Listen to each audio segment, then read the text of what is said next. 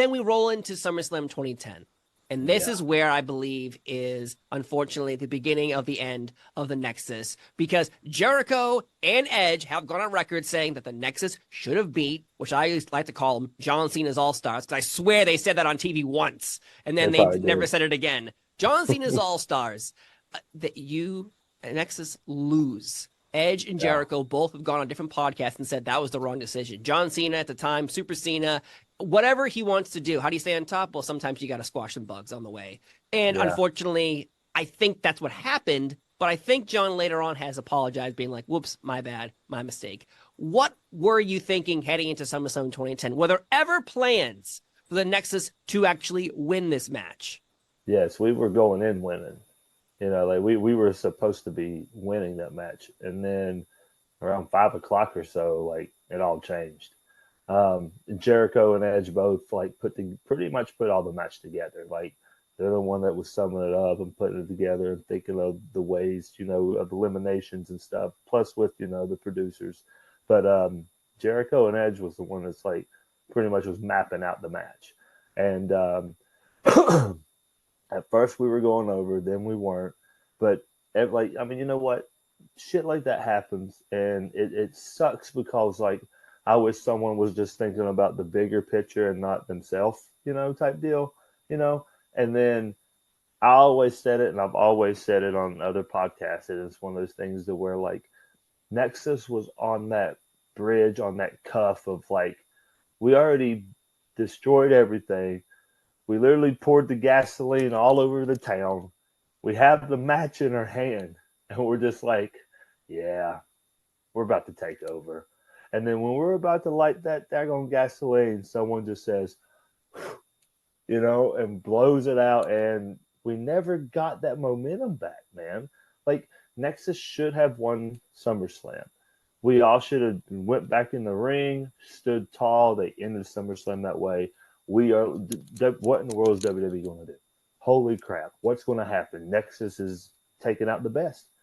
Then we take over for a few months. We, of course, it's a little ups and downs. But then next thing you know, man, we have the damn blow off at Mania. And once that happens, it's just, you know, holy shit, here we go. Have the super group. Here comes the Avengers, and they're whooping their ass. You know, that's exactly what I was like picturing. But it didn't happen that way. And then we had to group the core. And then that's whenever we went in there and fought, you know, Team SmackDown and lost 8 minutes of our time. And yeah. Yes, we will get to the core in just a minute. Don't you worry. Though, yes, everything you just said is exactly how everybody else in the world feels, that here's the moment. And like, I'll give an example of, say, The Shield. The Shield comes in, destroys Ryback, John Cena, CM Punk. Okay. That will help CM Punk. Those three people, Roman Reigns, Seth Rollins, Jon Moxley, the name Rose at the time, all went on to become world champions. They created 3 stars in one group. In my brain, the Nexus was exactly that. You destroy John Cena and all the good guys and some bad guys. You go along your way. Eventually, you do break up. But what you've done is now you've created all these stars. The Justin Gabriels, Michael Tarver, you know, David Otunga, Wade Barrett, all those guys suddenly shoot up. Maybe some become main event stars, maybe middle ground, maybe a tag team, maybe some don't succeed. But you would have created stars out of that group. And what happened was you created kind of like chaos where like, okay, well, they're kind of over now, but like, what do we do with the people who we think still have potential, but didn't get to, as you describe it, take that match and light the town on fire? And it never happened. Eventually, even John Cena joins the Nexus. And then he doesn't do what Wade Barrett tells him to do. When it's clear today, it's Wade Barrett's about to win the world title, but it's not. It's a John Cena Nexus show. And unfortunately, John Cena gets fired from the WWE. He's on the house show loop as Juan Cena wearing a mask. So again, how did you feel about that situation? Because no longer is the Nexus show. It's the John Cena show, also with the Nexus. It sucked, man.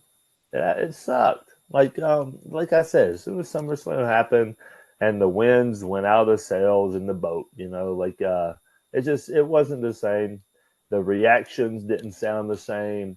Whenever we would come in and do things, like we would get the whole but it wasn't the whoa, So it was just one of those things where, like, right after SummerSlam, it just wasn't the same, like, at all. Oh, let Cena join Nexus, but when he joins Nexus, he actually fights against us and makes us lose from the inside. Like, it makes no sense. Yeah.